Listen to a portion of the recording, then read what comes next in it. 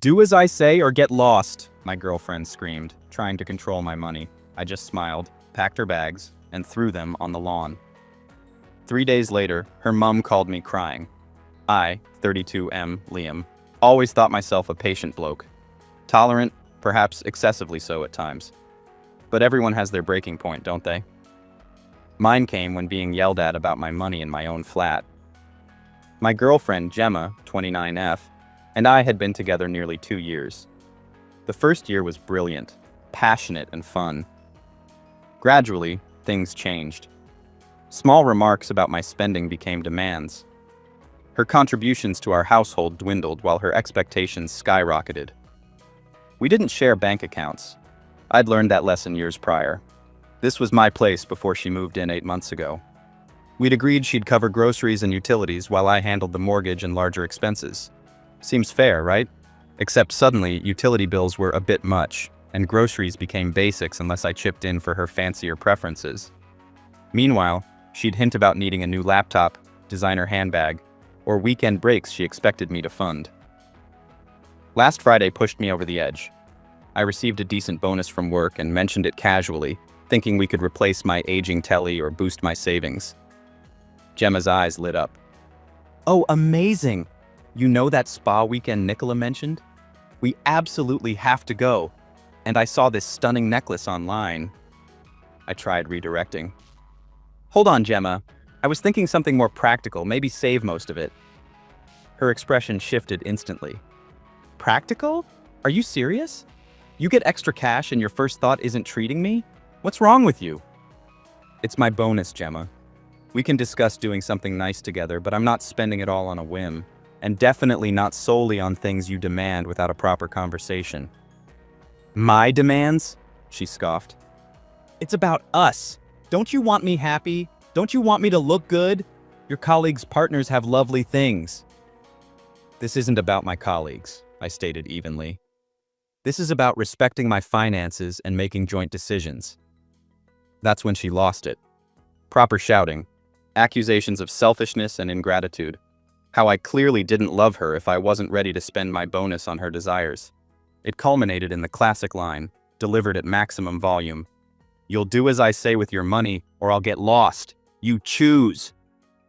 Something inside me just clicked. No shouting back, no fury, just stark clarity. This wasn't a partnership. It was a hostage negotiation with my bank account. I met her gaze directly, smiled. A small, tight smile. All right, I said very quietly. Then I walked into the bedroom, retrieved her suitcases, and began packing. Her clothes, shoes, makeup bags. I was methodical. Folded some items, stuffed others, collected her toiletries.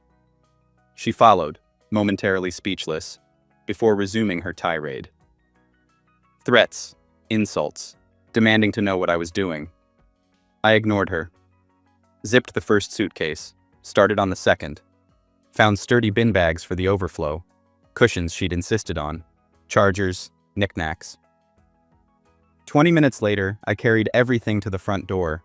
She was still yelling, fluctuating between rage and disbelief. I opened the door, picked up the first suitcase, lobbed it onto the small grass patch outside, grabbed the second, tossed it next to the first, threw the bin bags alongside them.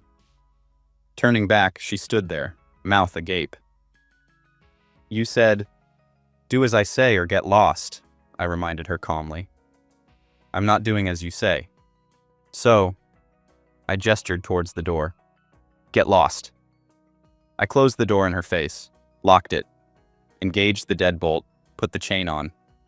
My hands trembled slightly. Not anger, more adrenaline, release. I rested my forehead against the door, just breathing. I heard her banging and shouting for several minutes, then silence. Peeking through the peephole, I saw her cramming her belongings into her hatchback.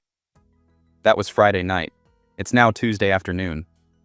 Not a word directly from her, until about an hour ago. My phone rang. Unknown number. I nearly ignored it, but something prompted me to answer. Liam! Liam! A woman's voice, choked with tears. Sharon, Gemma's mum. Here we go.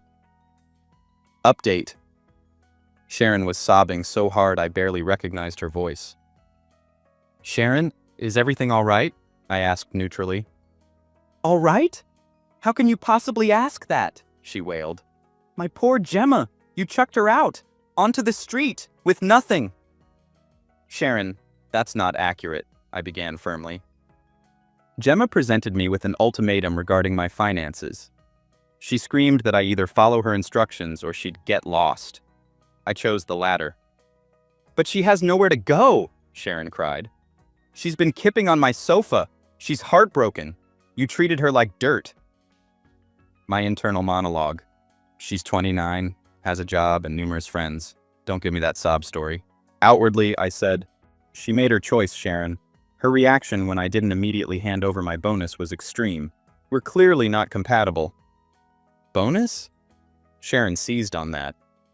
She mentioned you received a huge windfall and refused to help her. She just needed assistance with her car payment. Car payment? Laughable. Friday's demands for a spa weekend and designer necklace hardly sounded like help with the car payment.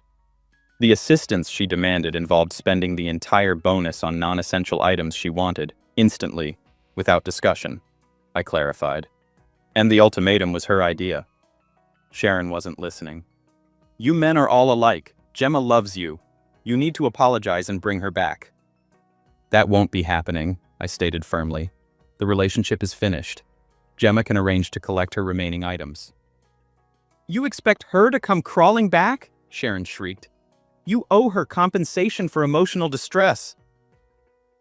Done with this conversation. Sharon, my decision is final. Goodbye. I ended the call.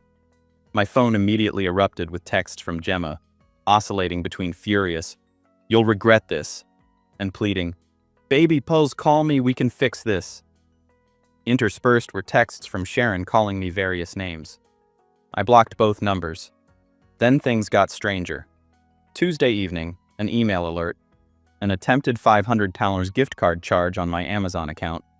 Declined, thankfully. But guess who was still logged in on their device?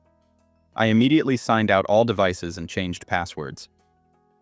Wednesday morning, my letting agent called. Someone matching Gemma's description had phoned, claiming to be my fiancé needing emergency access to my rental property because of a leak. Fortunately, the agent knew better and refused. The final flourish? Mutual friends texting. Mate, heard things are difficult? Then, Gemma's saying you kicked her out for no reason? Nicola, her best friend, had launched a smear campaign portraying me as financially abusive. So, Gemma didn't just get lost. She declared war. Packing her bags was merely round one. Time to strategize for round two. Update the Amazon charge attempt and letting agent call were wake-up calls. Gemma was actively trying to cause problems. The entitlement was extraordinary. She genuinely felt owed something after she delivered the ultimatum. First step, document everything. Screenshots of abusive texts before blocking Amazon charge attempt notification. Written statement from my letting agent.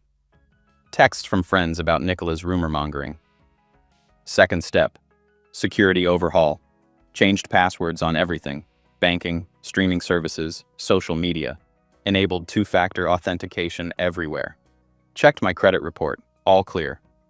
Third step, the box. Collected her remaining items, books, charger, odds and ends, placed them in a small cardboard box, taped securely. Fourth step, communication lockdown. Final text to Gemma. Attempts to access my account's properties have been noted and documented. Cease contact. Your remaining belongings are boxed. Inform me by Friday when you wish to collect them, or they'll be disposed of. To questioning friends. The situation is complex. Gemma's account is inaccurate. The relationship ended following her ultimatum regarding my finances, and her subsequent actions have validated my decision. Happy to chat if you want my perspective directly. The Friday deadline passed without response. Sunday morning, I placed the box by the communal bins and sent her a final picture message before blocking her again. Now for the counteroffensive. This wasn't about revenge, but consequences and self-protection. I discovered through a sympathetic friend that Nicola had warned off a woman I'd chatted with at a work event, calling me controlling and unstable. Preemptive sabotage. And then a bill arrived for a high-end clothing subscription service I'd never heard of. Addressed to me, clearly not my style. Investigation revealed Gemma had signed up months ago using her name, but my address. She'd either obtained my card details or used a buy now, pay later service linked to my address. The initial payment slipped through unnoticed, but subsequent payments failed after I updated financial details post-breakup. Now they were pursuing a $300 debt. Not a massive sum, but it was the principal. And fraud. I contacted the company, explained the situation, provided her moving out date, stated it constituted fraudulent use, and offered to file a police report. I sent them copies of the documented harassment as evidence of her pattern of behavior. Regarding Nicola, I decided against direct confrontation but kept evidence in reserve if she escalated further. Update. It's been a month since the picture message of the box by the bins. The silence from Gemma, Sharon, and Nicola has been profound and extremely welcome. The subscription company confirmed the charges were fraudulent. They removed the debt from my name and would pursue Gemma for payment. That £300 lesson in checking statements cost her, not me. The rumors fizzled out unexpectedly. Apparently, Nicola has a reputation as a drama stirrer. After bad-mouthing me to a few more people, someone challenged her about her intense investment in my breakup. Another person confirmed she was spreading malice. Word got back to Nicola, and she withdrew, likely embarrassed. And Gemma? I've heard snippets through mutual friends. Living with Sharon isn't the supportive haven she envisaged. Sharon isn't pleased about hosting her unemployed 29-year-old daughter indefinitely, especially one now attracting debt collectors. The poor, heartbroken Gemma facade wore thin quickly when confronted with her entitlement 24/7. There was no dramatic confrontation, just the slow, grinding reality of consequences. Gemma attempted financial control, failed.